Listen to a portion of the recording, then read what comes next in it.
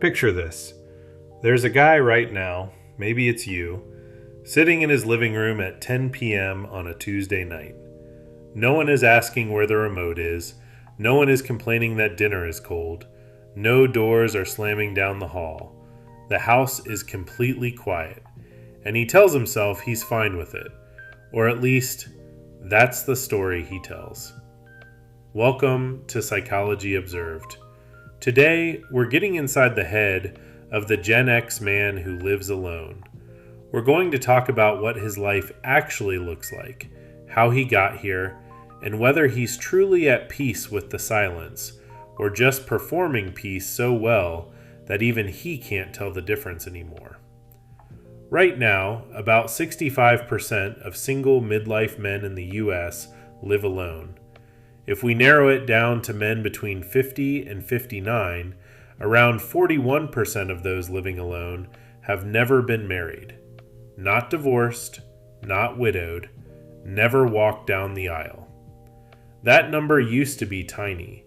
In 1970, only about 7% of midlife adults in America had never married.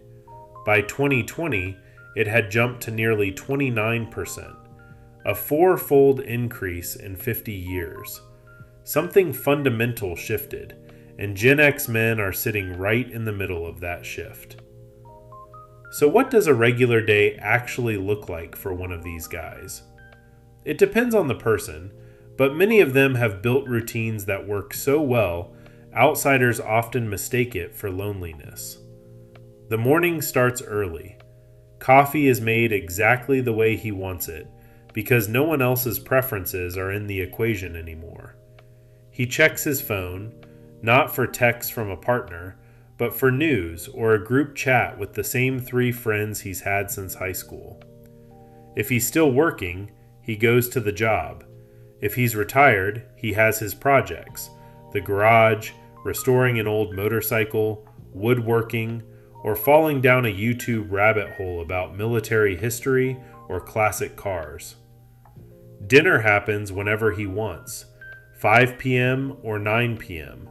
The schedule is entirely his. No negotiations, no compromises. The house is his. The money is his. The silence is his. For some of them, that silence is the first real quiet they've had in decades, and for some, it feels like freedom.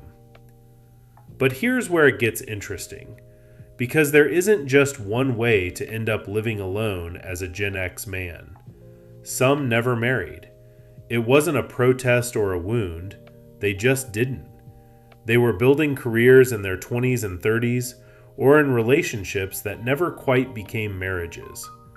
Over time, life shaped itself around solo living, and they got good at it.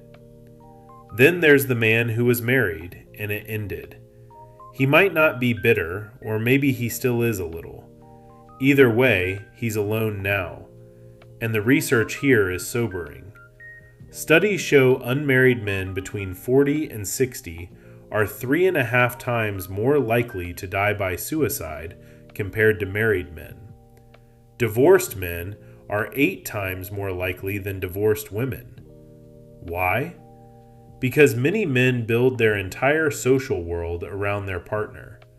She was the one who kept the friendships alive, planned the dinners, remembered the birthdays. When the marriage ends, that social infrastructure collapses. He doesn't just lose a wife, he loses the person who connected him to other people. There's also another group that rarely gets talked about: gay and bisexual Gen X men.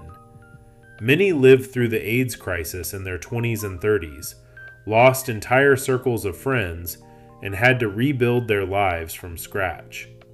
Some live alone not because they chose permanent solitude, but because the people they thought they'd grow old with didn't survive. The result for many Gen X men living alone is a complicated mix: real freedom mixed with quiet loneliness, independence mixed with the weight of wondering if anyone would notice if something happened to them. But here's what's important to understand. Most of these men are not broken. They were built this way. They grew up in a time when self-reliance wasn't encouraged, it was mandatory. They learned to handle their own problems, not ask for help, and keep going. That wiring doesn't disappear at 55. It runs underneath everything. So they can live alone for 15 years and genuinely believe they're fine. They can fix things around the house, manage their money, cook for one, and go weeks without a deep conversation, and still call it freedom. But freedom without connection has a shelf life, and at some point, the question stops being, do you like living alone, and starts being, does anyone truly know you're here? This is the quiet psychological reality many Gen X men are facing right now. You don't have to blow up your life or force yourself into social situations that don't feel natural, but you do need to be honest with yourself. Call that friend you haven't talked to in 3 years, not because something is wrong, just because 3 years is too long. Because the guy on the other end of the line is probably sitting in a quiet house too. So if you're a Gen X man living alone, or you know one, I want to hear from you. Drop a comment and tell me honestly. How long have you been living alone? Do you mostly feel at peace with it, or is it more complicated than that? Maybe a mix of freedom and quiet weight. What's one small thing you could actually do this week? No pressure, just one small step to feel a little more connected to someone. I read every single comment. This isn't just empty words. This channel has become a real space where Gen X men can talk about the things we usually keep inside. Midlife, identity, loneliness, purpose, and what it really means to carry on with strength while still being honest about the struggles. If this video made you feel seen, if it put words to feelings you've been carrying for years, please hit the like button. It genuinely helps this channel grow and reach more guys who need to hear these conversations. And if you haven't already, subscribe to Psychology Observed and turn on the notification bell. We're slowly building something meaningful here, a real community for our generation. No fluff, no fake positivity, just honest talk about the lives we actually live. There's a lot more real conversations coming about retirement, identity shifts, hidden strengths, and how we move forward in the second half of life. Thank you for watching. Take care of yourself out there. You've carried a lot, and you still do. See you in the next one.